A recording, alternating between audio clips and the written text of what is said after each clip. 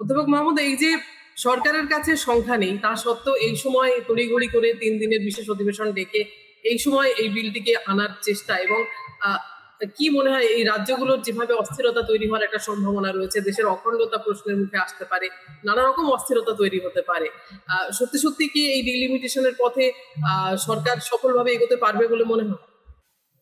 না, এটা একটা মানে এটাও তো একটা প্রশ্ন না। ভাবুন, 4টে রাজ্য মানে 5টা রাজ্যে নির্বাচন হচ্ছে। পুদুচেরিকে ছোট ধরলাম, যত রাজনৈতিক দলের এমপি ইত্যাদি আছেন তারা নির্বাচনে ব্যস্ত। সংখ্যাটা প্রায় 100-র কাছাকাছি। তারা নেই, সেই আলোচনাটা এখন করা হচ্ছে। আমার মনে হয় মানে সংখ্যা নেই, কিন্তু যদি কেউ বিজেপির স্টাইল অফ ফাংশনিং দেখেন, তাহলে কোনো একটা জিনিসকে আলোচনার শীর্ষে তুলে আনা, সেখান থেকে একটা ডিবেট তৈরি করা এবং মিডিয়ায় সেটাকে বারবার করে চালানো, এই যে গোটা ফ্রেমওয়ার্কটা, এটা বিজেপির মতো অন্য কোনো দলের নেই।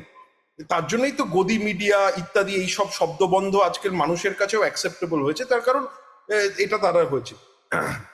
একটা উদ্দেশ্য যেটা হতে পারে সেটা হচ্ছে যে মহিলা ভোটারদেরকে, এই যে 5টা জায়গায় নির্বাচন হচ্ছে সেখানে একটা মেসেজ নিয়ে যাওয়া যে আমরা মহিলাদের পক্ষে, কিন্তু দেখো তোমাদের যে দলগুলো যারা হচ্ছে মহিলাদের পক্ষে কথা বলে এবং মহিলাদের ইত্যাদি করে, তারা কিন্তু অ্যাকচুয়ালি এসব করতে চায় না, এরকম একটা ভাষ্য তৈরি করা।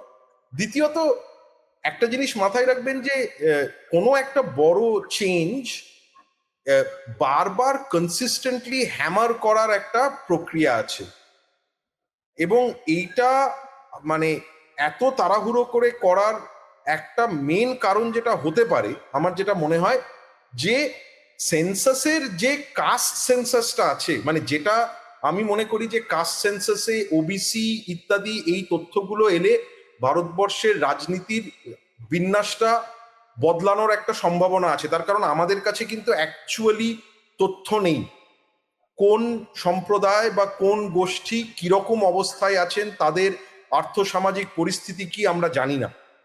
সেন্সাসের সঙ্গে যে কাস্ট, মজার বিষয়, এই কাস্ট সেন্সাস যখন রাহুল গান্ধী বলেছিলেন বা অন্য বামপন্থীরা বলেছিল, তখন প্রধানমন্ত্রী বলেছিলেন যে এগুলো হচ্ছে আরবান নকশালদের আইডিয়া।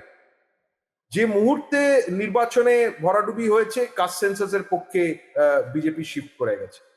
তার ফলে এই ট্যাকটিক্যাল প্লয় ইমিডিয়েটলি আমার যেটা মনে হয় যে এই 5টা রাজ্যে যেখানে নির্বাচন ঘটছে, যেখানে এটা তো ভারতবর্ষে ক্লিয়ার যে মহিলারা আজকে পুরুষদের মতোই সমান একটা ভোটিং গ্রুপ, সেই গ্রুপের কাছে একটা মেসেজ নিয়ে যাওয়ার একটা প্রচেষ্টা। কিন্তু আমি মনে করি এটা শুধুমাত্র একটা ওই নির্বাচনী অমিত শাহের ভাষায় জুমলা নয়। তার কারণ এটার পেছনে আছে ডিলিমিটেশন। সামনে সেটা মহিলা হতে পারে, প্রয়োজন পড়লে সেটা কাস্ট বেসিস রিজার্ভেশনটাকে এক্সটেন্ড করার কথা হতে পারে, কিন্তু আলটিমেট নতুন একটা পার্লামেন্ট বিল্ডিং তৈরি হয়েছে, যে পার্লামেন্ট বিল্ডিংটাতে 850 জনের বেশিকে বসানো যাবে। সিদ্ধান্ত হয়নি, কিন্তু সমস্ত কিছু বাড়িঘরদোর তৈরি হয়েছে, পুরো জায়গাটাকে নতুন করে ঢেলে সাজানো হয়েছে। এটা একটা দীর্ঘমেয়াদী পরিকল্পনার পার্ট। ডিলিমিটেশনটা এবং সিট ইনক্রিজ করাটাই হচ্ছে উদ্দেশ্য। তার সঙ্গে যদি মহিলা বিলকে অ্যাটাচ করে সেটাকে জাস্টিফাই করা যায়, তাহলে সেইটা প্রয়োজন পড়লে, অন্য কোনো বিল প্রয়োজন পড়লে তার সঙ্গেও এটা হবে। কিন্তু মৌলিক উদ্দেশ্য যেটা অশোকবাবু বলছেন বা সুদীপ্তদা বলছেন, এটাই হচ্ছে মূল উদ্দেশ্য। হিন্দি হার্টল্যান্ডের গোবলয়ের যে রাজ্যগুলোতে বিজেপি শক্তিশালী, যেখানে সে তার মতাদর্শ সামাজিক স্তরে অনেকটা প্রতিষ্ঠিত করতে পেরেছে, এই রাজ্যগুলো হাতে থাকলেই আগামী দিনে ভারতবর্ষের দিল্লির মসনদ দখল করা যাবে। উদ্দেশ্য হচ্ছে এইটা। তা এবার কোনটা দিয়ে এটাকে জাস্টিফাই করা যায়, কোনটা দিয়ে সত্যি, তো মহিলা সংরক্ষণ হলে তো আমরা জানি সারা পৃথিবীর ইতিহাসে আমরা মানে এক্সাম্পল দিয়ে দেখেছি, মহিলাদের রিপ্রেজেন্টেশন বাড়লে স্বাস্থ্য, শিক্ষা, এইসব খাতে সরকার বেশি ব্যয় করে। মহিলারা সরকারের ডিসিশন মেকিং এ এলে একটা মানে পাবলিক পলিসিতে, আমরা যখন পাবলিক অ্যাডমিনিস্ট্রেশন পাবলিক পলিসি পড়াই, সেখানে feminist public policy, feminist public administration. কেন কি দৃষ্টিভঙ্গিটা একটু আলাদা, যেটা হয়তো প্রয়োজন আমাদের সমাজে। তার ফলে এইটাকে কেউ মুখের ওপর না বলতে পারবে না, কিন্তু তার সঙ্গে অ্যাড করে দাও যে ঠিক আছে এই সংরক্ষণটা যদি আমরা করতে চাই তাহলে আমরা সিট বাড়াই যাতে অন্য সিট অ্যাফেক্টেড না হয়, তাহলে আমরা হচ্ছে এই পরিকল্পনাতে সিট বাড়ানোটা উদ্দেশ্য।